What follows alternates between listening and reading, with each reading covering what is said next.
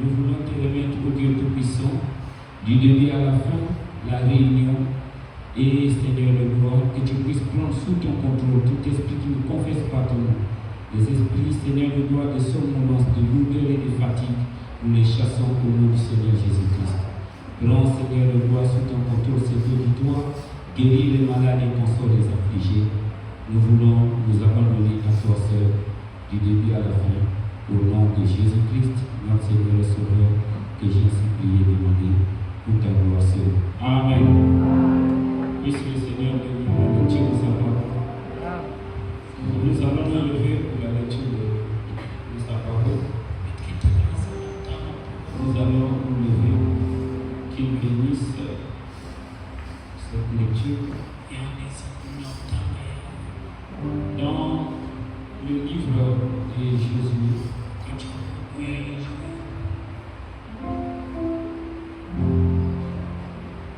prenez avec moi dans le livre de Jésus, chapitre 5, verset 13 à 15. C'est le pasteur Ézéchiel, que Dieu te bénisse. Je vais prendre dans le livre de Jésus, chapitre 5. Nous allons lire à partir du verset 13 à 15. Qu'est-ce qu'il dit ici? Comme Josué était près de Jéricho, il leva les yeux et regarda. Voici un homme se tenait debout, et son épée nue dans la main. Il alla vers lui et lui dit, es-tu de l'autre ou de il répondit, non, mais je suis le chef de l'armée de l'Éternel. J'arrive maintenant. Josué tomba le visage contre terre, se prosternant et lui dit, qu'est-ce que mon Seigneur dit à son serviteur? Et le chef de l'armée de l'Éternel dit à Josué, ôte tes souliers de tes pieds, car le lieu sur lequel tu te tiens. Et Josué fit ainsi. Et le Seigneur bénit la lecture de sa parole pour vous asseoir. Je vais parler de cet homme-là ce matin. Mon sujet ce matin, c'est le chef de l'armée de l'Éternel. Le commandant en chef de l'armée invisible.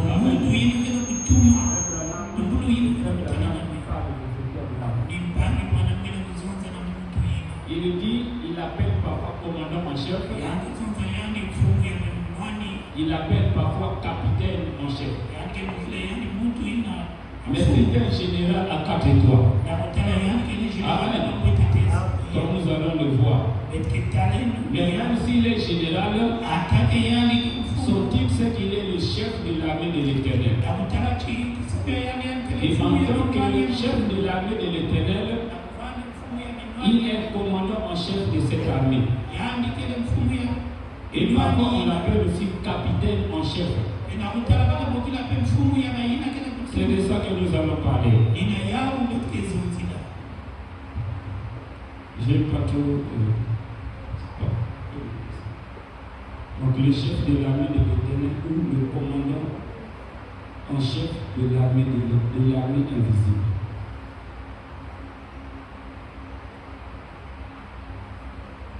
Je vais attendre que le frère finisse pour qu'il puisse aussi interpréter.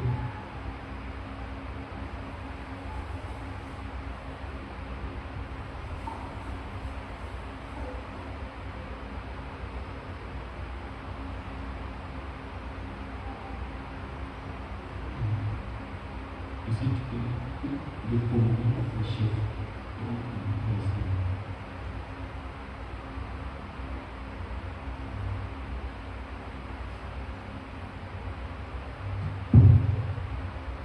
Veuillez m'excuser, le frère va finir et puis on peut continuer.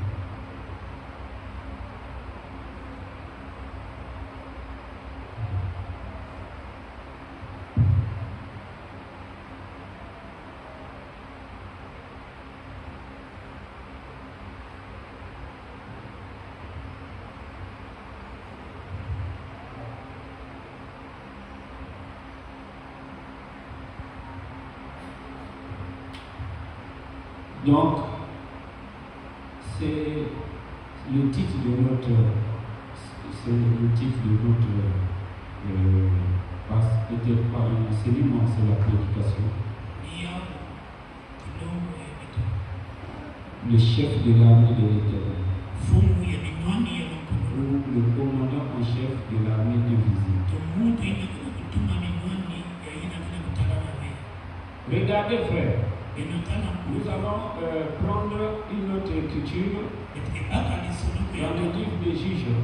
Vous allez voir qu'on parle de la même personne.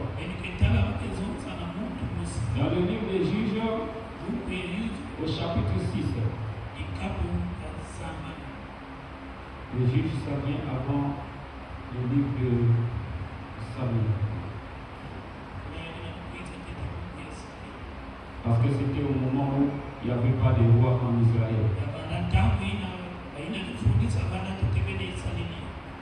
n'y avait pas de roi. Et c'est Dieu qui dirigeait cette nation-là par la voix de ses juges.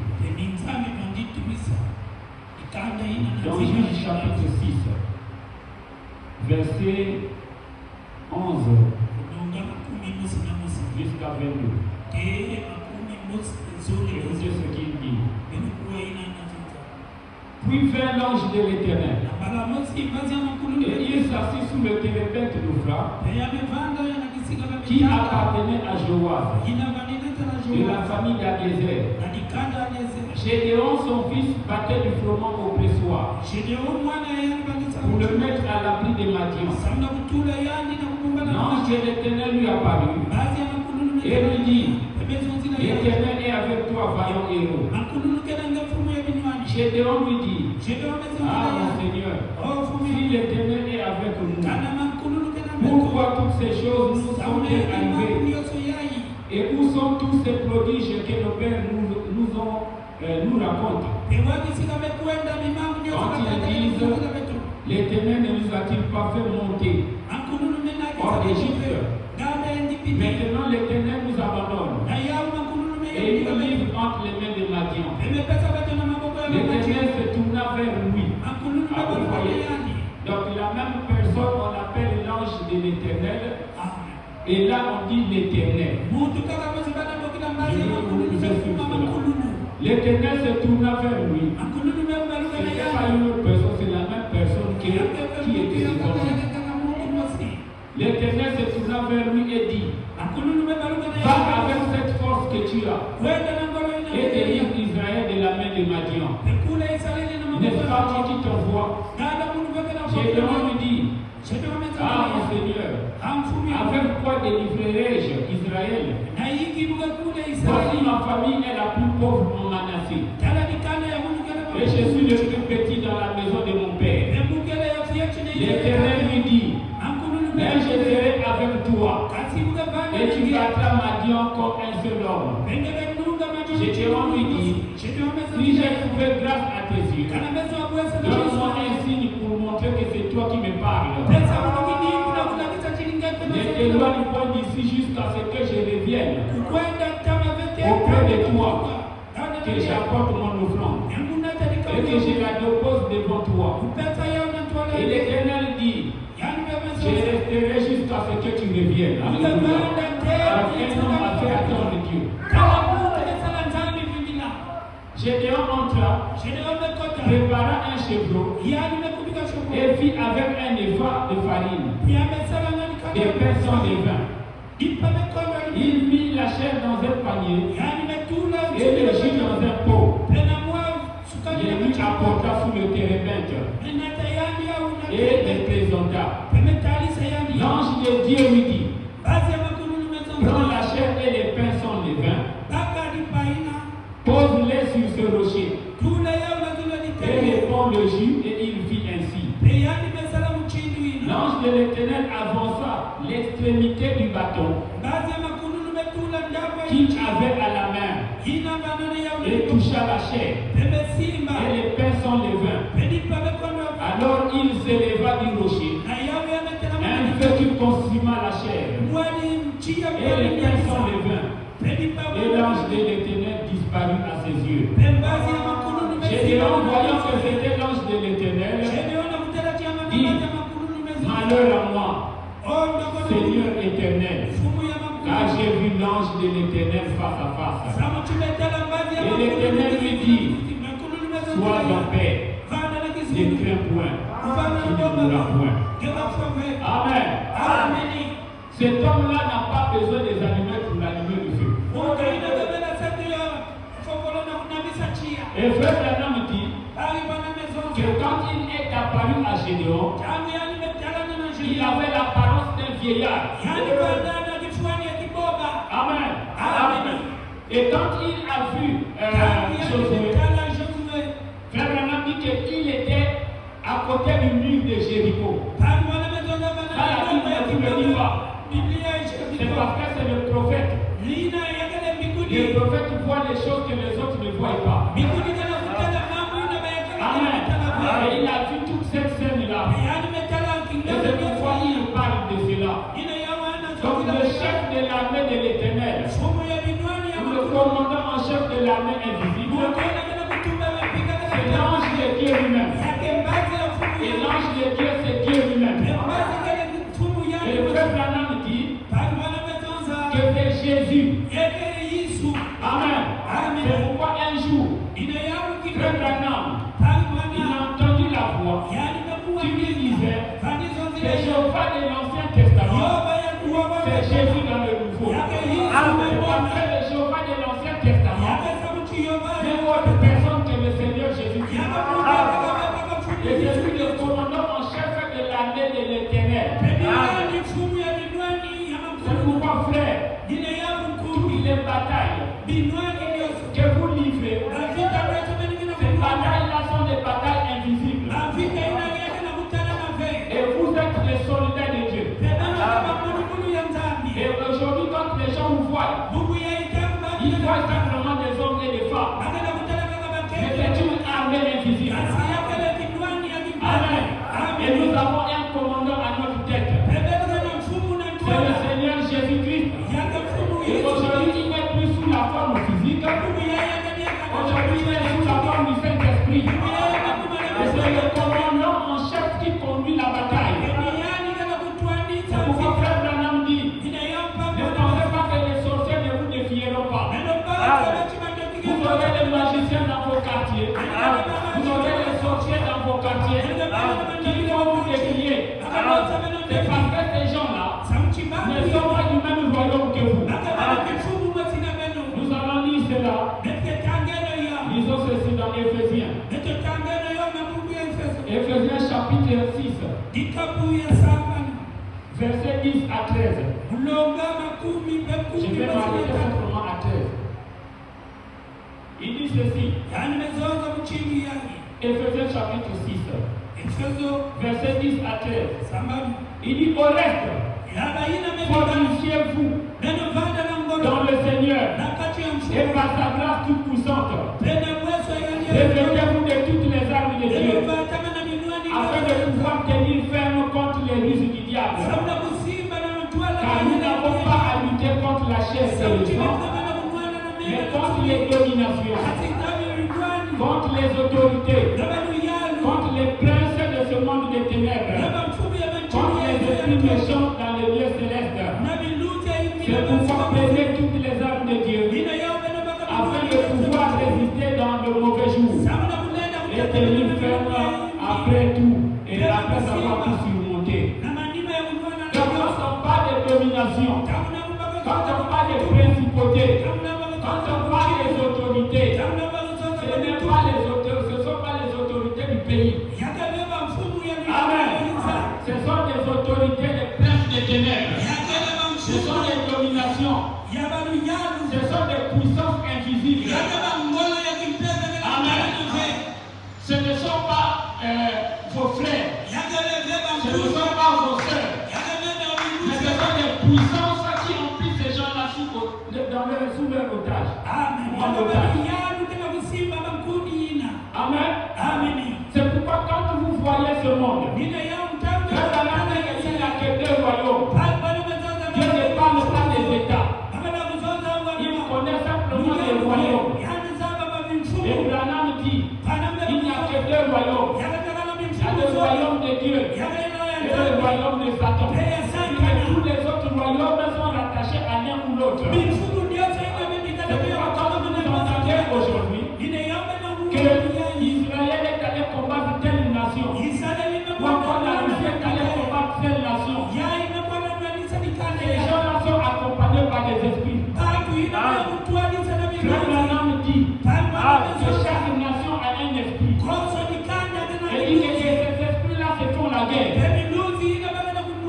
Frère Branham parle des esprits nationaux. Amen. C'est comme dans chaque famille. Vous voyez que dans une famille, il y a un esprit. C'est ce que nous appelons les totems. C'est pourquoi dans chaque nation aussi, il y a un totem. Pour la Russie, ils disent que c'est un ours. Amen. Si vous regardez dans les visions de Daniel, Daniel a vu ces puissances-là sous la forme parfois d'un bouc, sous la forme d'un bélier.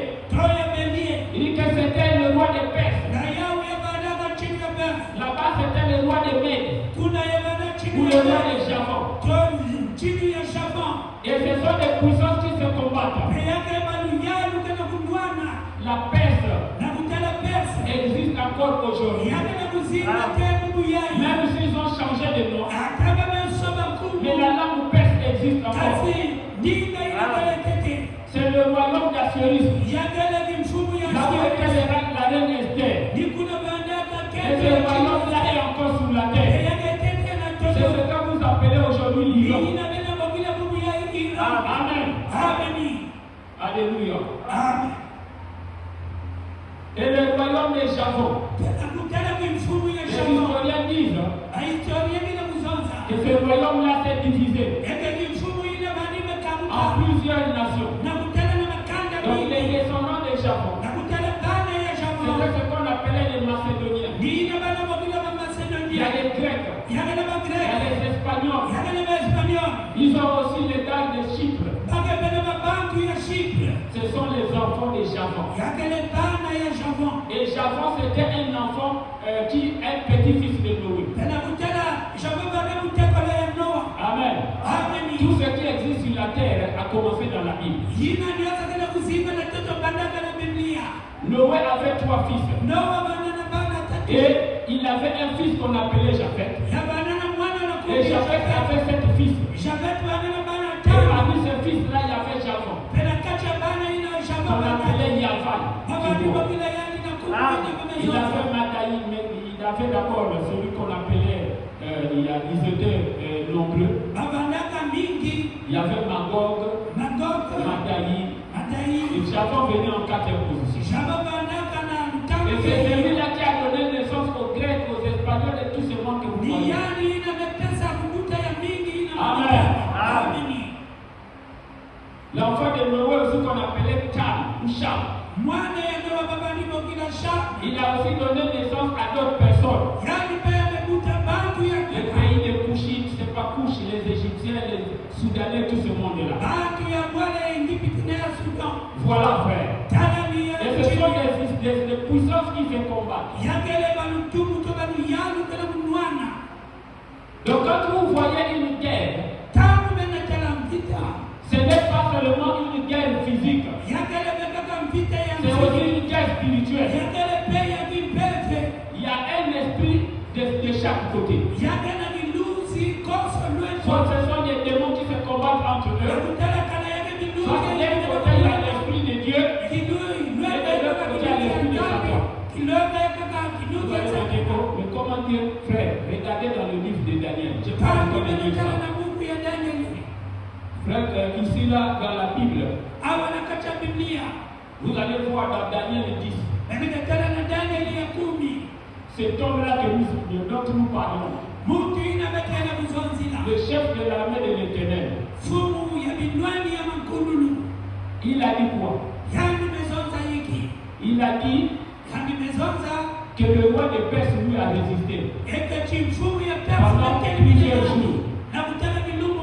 Et il a d'abord laissé son combat contre le roi de Perse. Il est venu venu d'abord voir Daniel.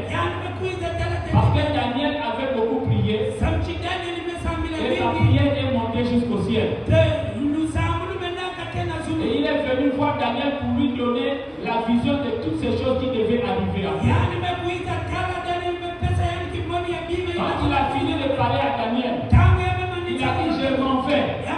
Je ne vais pas combattre le roi des Perses. Amen. Et quelque part dans Daniel 11,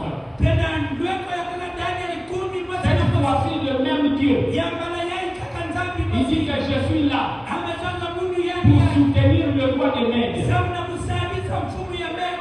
Alléluia. Donc là, il est en train de soutenir maintenant le roi des Mèdes. C'est pourquoi quand Israël va combattre, vous allez voir que les anciens combats d'Israël, Israël ne partait pas s'il n'y avait pas le prophète. Il devait d'abord aller voir l'homme de Dieu. Il demandait d'abord la volonté de Dieu. Il disait, votre Bible fait. Vous allez voir cela. C'est pas pour rien que Akab est allé se fabriquer des prophètes. Mais la parole de tes prophètes là ne semble pas vraiment me convaincre. Est-ce qu'il n'y a pas quelqu'un d'autre par qui nous pouvons consulter les témoins? Parce qu'eux, ils ne pouvaient pas aller combattre si Dieu n'était pas avec eux. Si Dieu n'est pas avec vous, vous allez être battus. Parce que c'est lui qui est le commandant en chef. En réalité, ce n'est pas vous qui combattez. Il a dit aux enfants d'Israël, il a dit, l'Éternel, votre Dieu combattra pour vous. Vous gardez simplement le silence. Oui, frère. Vous ne pouvez pas lutter contre ces principautés. Parce que ces démons-là, vous ne les voyez pas. Il faut que ce soit quelqu'un qui est spirituel, qui voit ce qui est spirituel. C'est l'invisible qui voit l'invisible. Amen. C'est pourquoi quand Israël allait combattre, il demandait toujours la volonté de Dieu. Et quelque part dans la Bible, je crois que c'était au temps du roi David, Dieu avait dit que quand tu vas entendre les pas d'un homme marcher devant toi, ça sera le signe que l'Éternel est en train de marcher devant toi. Et à ce moment-là, tu peux donner l'ordre d'aller attaquer. Parce que c'est même lui le commandant en chef. C'est même lui le chef de l'armée. Amen. Frère, il y a des choses que vous ne voyez pas. Quand les sorciers de votre famille viennent la nuit, vous le voyez. Vous êtes en train de dormir, tu ne vois pas. Mais il y a quelqu'un qui est là. On dit l'ange de l'Éternel tombe autour de ceux qui craignent son nom. Et l'ange de l'Éternel, c'est Dieu lui-même. Il veille sur vous. C'est pourquoi personne ne peut toucher à un enfant de Dieu. Satan va essayer de vous jeter des sorts. Il peut essayer de vous faire du mal. Il peut toucher votre chair comme il avait touché Job. Mais Dieu ne permettra jamais qu'il puisse toucher à votre âme. Oui, c'est cela, frère. Je vais prendre je vais soutenir cela par le prophète. Nous n'avons pas beaucoup parlé. Oh non, il est allé inventer des prédications. C'est frère Branham lui-même qui parle. Je serai obligé de le sauter. Josué se voyant derrière. Paragraphe ici. Et après la vision, il nous parle de Josué. Et après la vision, alors Josué, étant le guerrier élu de Dieu, choisi de Dieu, tu as pas de suspension. Eh bien, j'ai fait ça pour éviter les trucs. Eh bien, Quand il a rencontré ce roi, ou plutôt ce grand homme debout, à la muraille, près de Jéricho, il était alors placé dans sa position. Il était un guerrier. Et alors, il vit la véritable chose rendue visible. À votre avis, qui était cet homme? Là debout contre la muraille. Bien, Josué savait qu'il avait une vision. Que le Seigneur lui avait parlé. Et il savait qu'il était le serviteur de Dieu. Il n'avait pas peur. Un jour, pendant qu'il se promenait dans le désert, allant du Jourdain à Jéricho, en un lieu rocailleux, montagneux, désert, sauvage, on dirait, pendant qu'il marchait, là, il a vu un homme. Et cet homme était debout. Et il a tiré son épée. Juste un homme. Il avait l'apparence d'un homme. Et peut-être que Josué, en tant que chef de guerre, a aussi tiré la sienne. Amen. S'est avancé à sa rencontre et a demandé, qui es-tu? Es-tu le nôtre ou de nos ennemis? Cet homme, je peux voir ça. Lève là-haut, son épée. Disons, non, je suis le chef de l'armée de l'Éternel. Amen. Du Dieu d'Israël, le chef de l'armée. Qui était ce chef de l'armée? Josué s'inclina, délia ses souliers, tomba sur son visage devant lui et dit, qu'est-ce que mon Seigneur veut que je fasse? Et alors, quand il vit cet homme, qu'était-ce? C'était le chef, en d'autres termes, le commandant de l'armée d'Israël. Donc le commandant de l'armée d'Israël, ce n'était pas Josué. Amen. Dieu tourne, parce que c'était un Dieu de quoi? Dieu il fait des tirages. Amen. Pour dire à Josué que en réalité, ce n'est pas toi le chef de l'armée d'Israël. C'est moi le commandant en chef de l'armée d'Israël. Et ce commandant n'était nul autre que Christ lui-même. Et sous quelle forme nous l'avons d'abord vu? Une colonne de feu. Et puis, la colonne de feu devait homme. J'espère que vous savez de quoi je parle. Il était devenu un homme. Josué était seul à l'écart.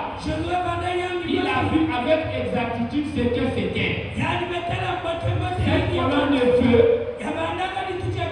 qui les avait conduits comme un ange se tenait là, se disant elle-même le chef de l'armée de l'Éternel. L'invisible, celui qu'on ne voit pas, l'omnipotent. Il est ici ce soir. Il est ici ce soir. Tout aussi réel qui se tenait là contre les murailles de Jéricho. Le même Seigneur Jésus. Évidemment, en type, c'est lui-même qui avait rencontré Abraham plusieurs centaines d'années auparavant. Il n'avait ni père, ni mère, ni commencement de jour, ni fin d'année, mais c'était. Amen. Et frère Branham dit que c'était la même personne que Abraham avait rencontré. Donc Abraham l'avait rencontré d'abord sous la forme de Melchisedec. Et il l'a encore rencontré sous la forme d'Élohim. Sous l'échelle de Mamré.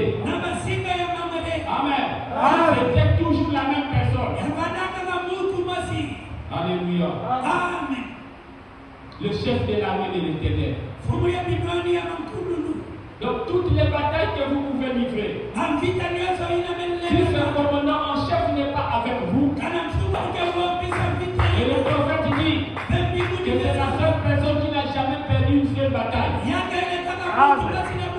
ne connaît pas ce qu'on appelle le retrait. Il dit le mot de prier chez nous, ça n'existe pas. Quand il s'engage, c'est pour la victoire. Amen. Le prophète nous parle des anciens, ce n'est pas des sectes ou des Norvégiens. Il dit que ces gens-là, quand ils partaient pour combattre, quand ils arrivaient quelque part, quand ils débarquaient, ils brûlaient tous leurs bateaux. Ils brûlaient tout. Ils pouvaient les ponts derrière eux. Ils détruisaient les ponts pour éviter qu'ils ne puissent les plier. Donc même si la bataille faisait rage, il était mieux pour eux de mourir que de les plier. Parce que au moment où ils pouvaient les plier, il y avait plus de ponts. Et ils ne pouvaient pas les plier parce qu'il n'y avait plus de bateaux, ils avaient tout détruit. Amen. C'est là le combat que nous avons aujourd'hui. Le combat fait rage entre deux royaumes. Ce sont des choses que vous ne voyez pas. Ce sont des choses qui se passent dans le domaine de l'invisible. Mais il y a un commandant en chef dans cette bataille. Un homme a prêché le conflit entre Dieu et Satan. Il a prêché aussi le combat. Il a aussi prêché la plus grande bataille jamais livrée. Et cette bataille a fait rage aujourd'hui. Ce n'est pas la bataille de la Russie contre l'Ukraine. Parce que nous venons de lire ici que nous n'avons pas à combattre contre la chair et le sang. C'est pour dire que notre combat à nous n'est pas physique. La chair et le sang c'est physique. Mais ce combat-là est un combat spirituel. Contre les dominations, les principautés, les princes du monde des ténèbres. Quand vous entendez le mot sorcier, le sorcier ne viendrait pas vous envoûter dans son corps comme ça. Il entre d'abord dans une dimension. Ou bien les magiciens, ces féticheurs-là, ils ne travaillent pas dans le domaine du physique. Ils travaillent dans un domaine spirituel. C'est dans le domaine de l'invisible. Alors si vous n'avez pas quelqu'un qui voit ces choses-là, à la tête de votre armée, on va vous manipuler. Amen. C'est pourquoi vous entendez dans certaines des églises ici, oh, le pasteur, il avait fait son alliance avec les frères de l'église, les sorciers de l'église. Amen. Ça existe, frère. Dans certaines églises. Donc, de la chair jusqu'à la fin, là-bas, le pasteur lui-même c'est un sorcier, jusqu'à la fin, il y a des sorciers. Ce sont ceux-là les principautés en question. L'alliance des ténèbres. Les démons. Oh non. Il est allé là-bas. Là-bas, il y a des sirènes. Ce sont les princes des ténèbres. Ce sont des esprits que vous ne voyez pas. Mais si Mamie Wata fait ici pour chercher à envoûter les gens, qui va le voir? C'est le commandant en chef de l'armée de l'invisible qui va le voir. L'armée invisible. Dans cette armée-là, il n'y a pas que les chrétiens. Parce que vous êtes dans un monde physique. Mais quand Dieu vous utilise, il vous utilise dans un monde spirituel. Qui a déjà vu la prière? On ne voit pas la prière. Mais la prière, c'est une puissance.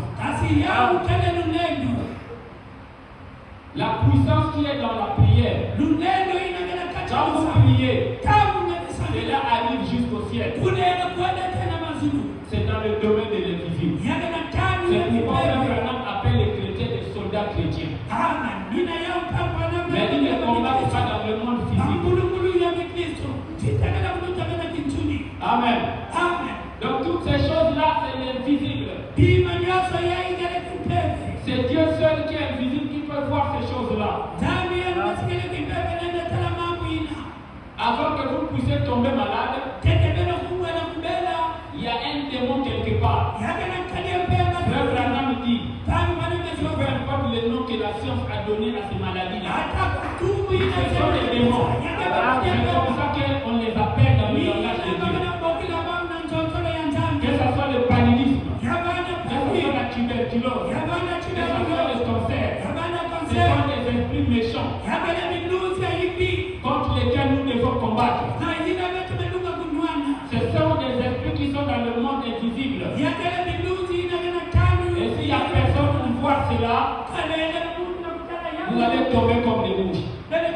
C'est pourquoi dans l'église où il y a le Saint-Esprit, il y a des dons.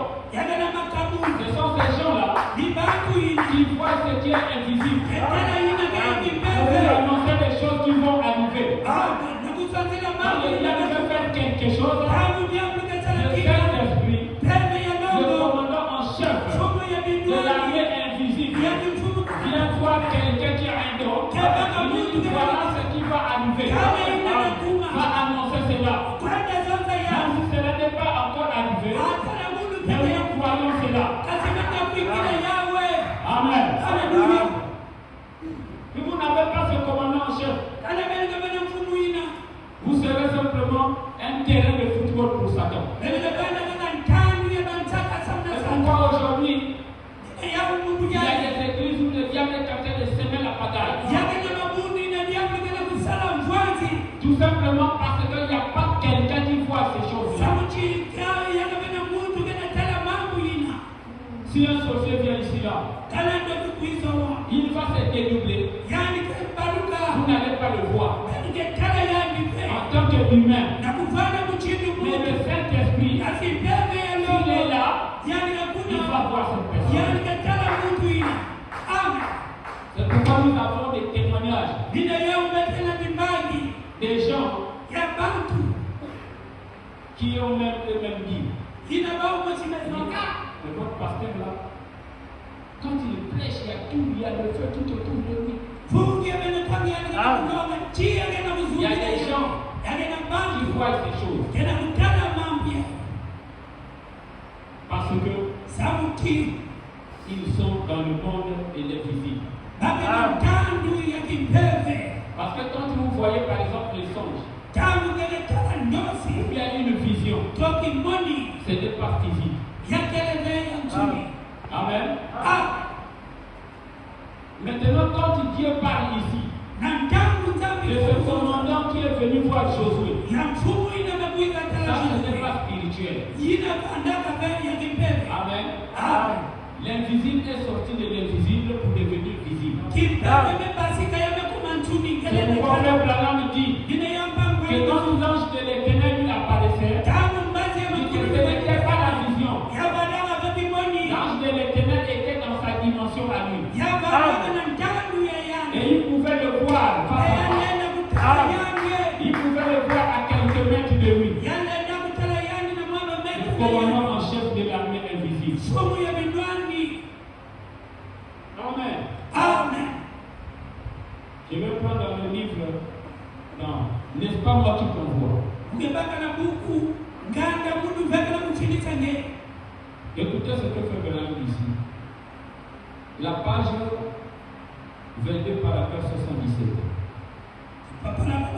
Il parle de la même personne. Je suis de lire cela avec le message.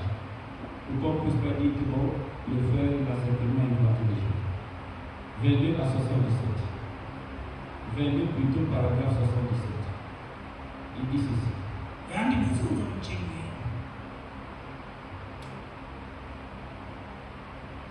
Il dit Josué, il avait contourné le mur. Exactement comme le capitaine en chef lui avait ordonné.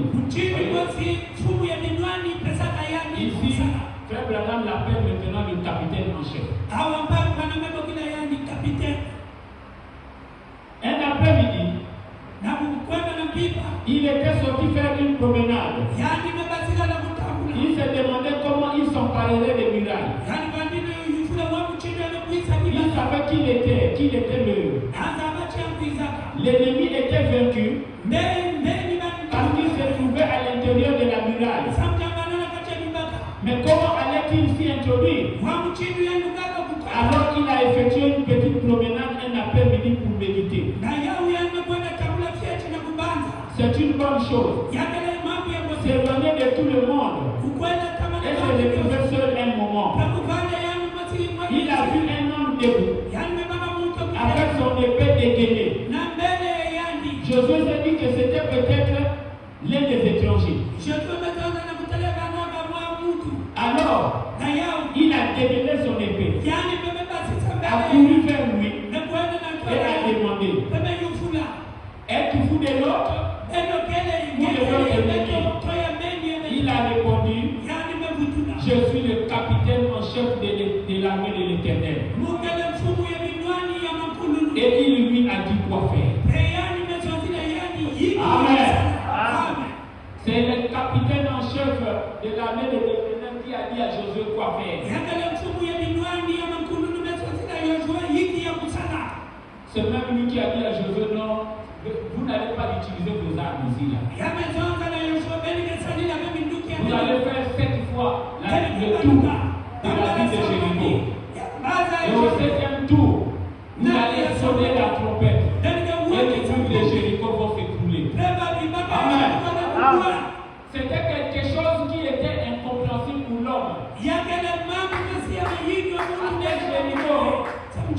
C'était le pays des fils d'Anak. Et la Bible dit que c'était des géants. Quand Josué et Caleb sont allés là-bas au pays des Canaan pour aller espionner, quand les 10 espions sont revenus, ils ont commencé à décourager les autres. Ils ont dit que des fois ces gens-là, nous sommes comme des sauterelles. Vous connaissez les sauterelles, non? Voilà. Donc, comparer un homme à une sauterelle. C'était des géants. Les fils d'Anak. Par la force, Israël ne pouvait pas. Par les armes, elle ne pouvait pas. Mais comme le chef de l'armée de l'Éternel marchait devant eux, la Bible dit que tous les pays de Jéricho juste là-bas étaient remplis de terreur. C'était pas Josué qui faisait peur à ces gens-là. C'était la terreur de l'Éternel. Parce qu'ils avaient entendu que les enfants d'Israël, Dieu combat à leur côté. Ce ne sont pas les gens qui combattent comme les autres. Ils ont un prophète et ils ont un Dieu dans leur camp. Et ce Dieu-là marche devant eux. Et tout le monde avait peur des enfants d'Israël. Et c'est pourquoi quand les espions sont allés là-bas, quand Josué et Caleb n'avaient pas encore la charge de conduire Israël, plutôt Josué, il était parmi les espions qui ont été cachés par Rahab. Cette prostituée-là leur a dit que la terreur de votre Dieu a rempli tous ces pays. Nous avons tous peur de vous. Ce n'est pas à cause de Josué. Ce n'est pas parce qu'ils avaient des bons guerriers. Mais c'est parce qu'il y avait l'Éternel qui était dans leur camp. C'est parce que Dieu combattait pour les enfants d'Israël. Amen. Le commandant en chef de l'armée de l'Éternel, c'est l'Éternel lui-même. Devant les troupes. Amen. Ce n'est pas chaque fois qu'il y avait la bataille. On devait d'abord consulter l'homme de Dieu. Parce que l'homme de Dieu, c'est l'interprète divin de la parole. Le prophète, c'est la bouche de Dieu. C'est pourquoi, frère, quand ils sont arrivés au désert, devant le mont Sinaï, c'est là que Dieu a commencé à parler au prophète. Parce que depuis ce jour-là, les enfants d'Israël, ils ont entendu Dieu. Ils n'écoutaient pas ce qu'il disait. Parce que entendre et comprendre, ce n'est pas la même chose. Quand ils entendaient Dieu parler, ils écoutaient les tonnerres. C'était des grondements. La terre tremblait. Il y avait des éclairs. Et les enfants d'Israël avaient peur. Ils ont dit que Moïse, dis à ton Dieu, ne laisse plus nous parler comme ça. Qu'il s'adresse à toi et que toi tu puisses nous parler. Amen. C'est pour ce jour-là, Dieu a dit, je parlerai à Moïse face à face. C'est pourquoi il parle au prophète. Et le prophète vient nous parler parce que tout humain n'a pas la capacité d'entendre Dieu parler. Amen. Quand Dieu parle, frère, je me souviens, un jour, Branham est descendu quelque part là-bas aux États-Unis. Il était parti, je crois, dans une station d'essence ou quelque chose comme ça. Il y avait un jeune frère qui était là, qui est venu. Il a dit à Frère Branham, Frère Branham, c'est toi qui étais sur la montagne là-bas? Parce que il avait vu cette nuée. Et la nuée montait et descendait. Dieu était en train de parler à son prophète. Personne ne pouvait entendre Dieu parler comme ça. Amen. Amen. C'est pourquoi quand les gens veulent comparer les prophètes à eux,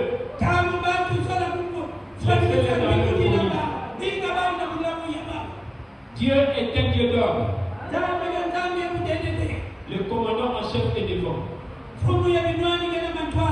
C'est lui-même qui doit nous dire ce que nous devons faire. Et il a ses serviteurs. C'est pourquoi Frère Branham dit que normalement, Dieu servant d'une armée. Ce sont ces capitaines. Ces gens-là qui dirigent la bataille.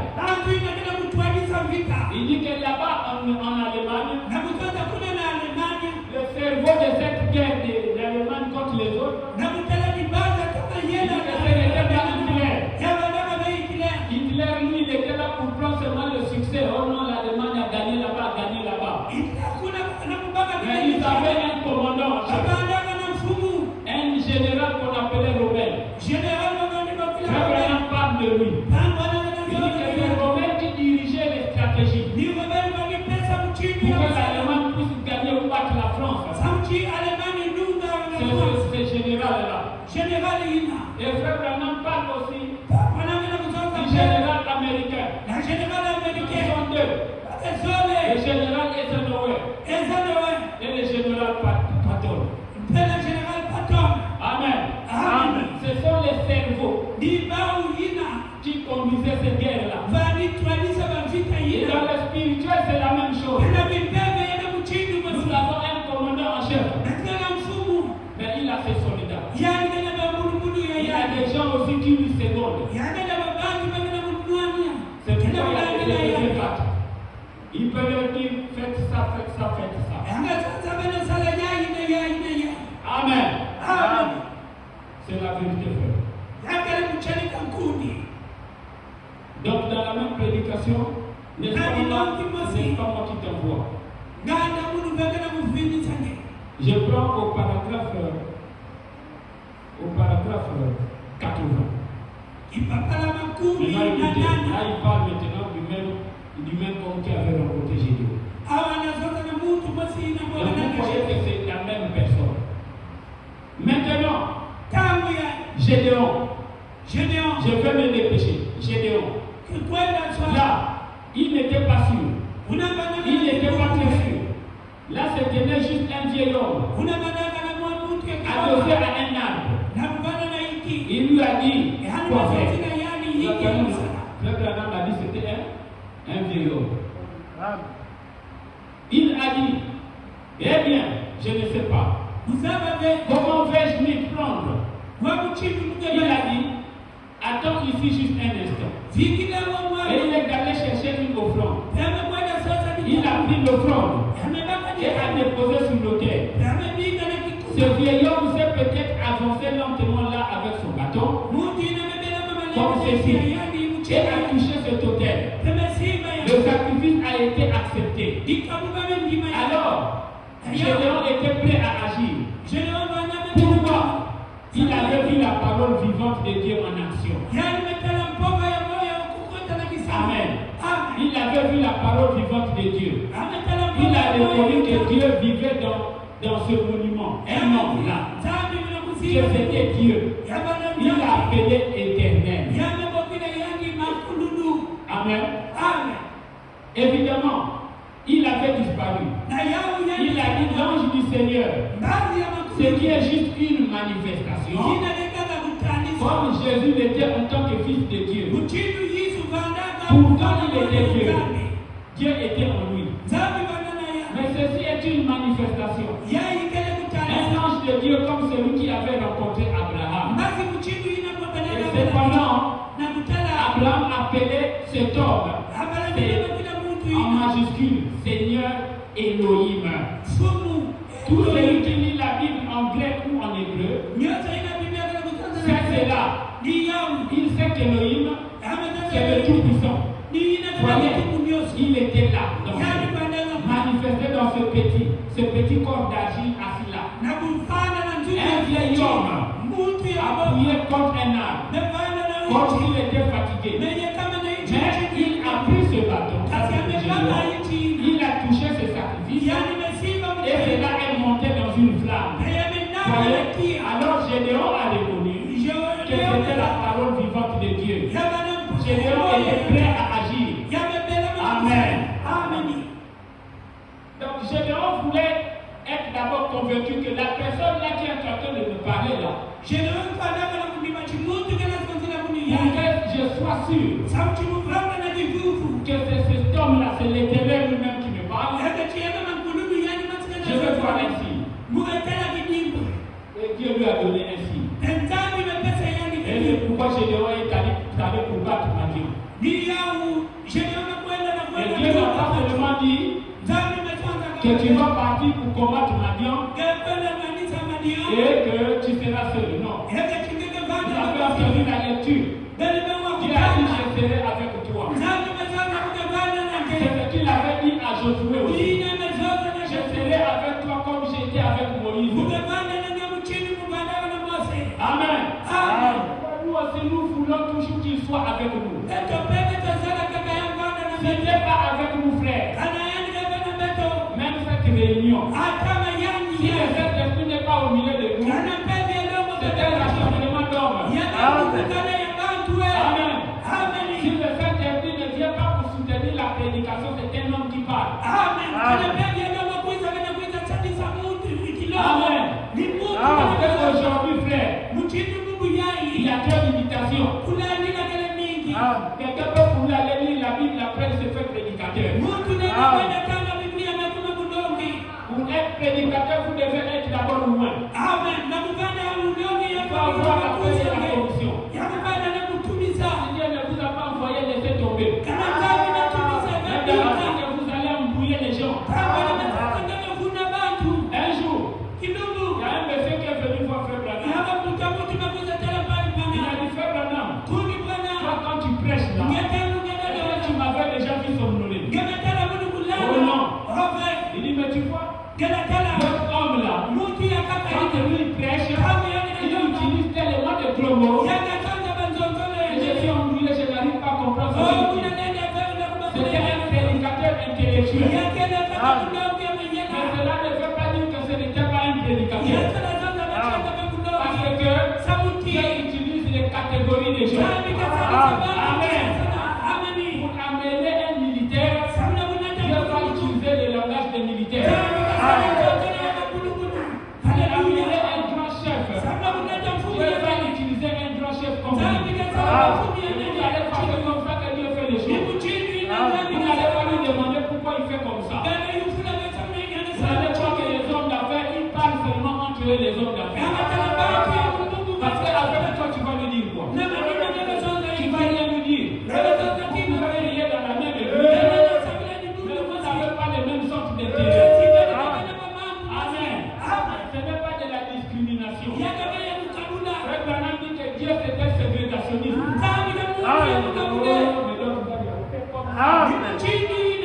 Amen. C'est pourquoi Dieu ne veut pas les mélanges. Il dit même qu'il est contre les mariages mixtes. C'est pourquoi un noir ne peut pas se marier à une blanche. Une blanche se marier à un noir. Aujourd'hui, vous avez les pasteurs du message qui combattent cette écriture. Mais ils ne combattent pas un homme. Ils ne combattent pas Branham. Ils combattent le chef de l'armée de l'Éternel. C'est lui-là qui avait donné cette parole-là à Branham.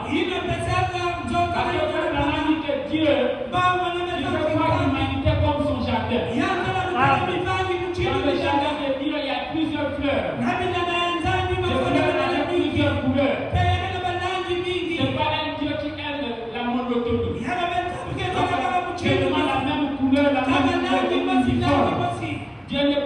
uniformes. Amen. C'est un Dieu d'harmonie. C'est un Dieu de différence.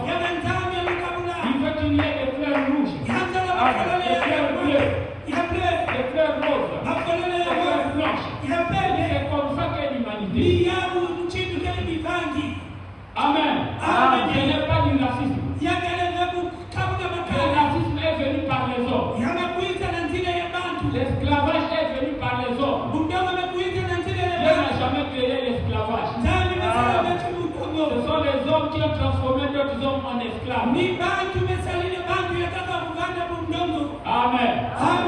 C'est la vérité, frère. Dieu ne connaît pas ces choses-là. C'est pourquoi il a dit que Dieu ne fait exception de personne.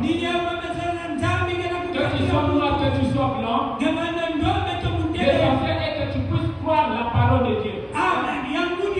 Si tu crois la parole de Dieu, tu es fils de Dieu. Amen. Pour Dieu, il n'y a pas de différence comme ça. Oh non, la parole est partie seulement chez les noirs, ou bien seulement chez les blancs. C'est Dieu qui a créé tout le monde. Abraham dit que toutes les races sont sorties d'un même sang. C'est pourquoi le prophète dit que même si un homme blanc qui monte du sang, si on lui transfuse le sang d'un humain, un noir, il va survivre. Donc il n'y a pas la différence. Oh non, le sang des noirs est différent de celui des blancs. Ce sont les mêmes groupes sanguins. C'est pas comme on venait nous faire croire. Oh non, il y a quelqu'un qui, oh non, on avait fait des tests, je ne sais pas, dans le sang de quel président là. C'est pas vrai, c'est faux. Ça, c'est un mensonge du diable. C'est contraire à la parole de Dieu. Tous les humains ont le même sang. Et dans le sang, là, il y a des groupes sanguins. Il y a des groupes qui peuvent donner le sang à tous les autres. Amen. C'est comme ça que Dieu a fait les choses. La plus grande bataille jamais livrée. Page 10, paragraphe 41. Je vais prendre directement, je vais descendre. Page 10, paragraphe. Non, page 11, paragraphe 52 à 53.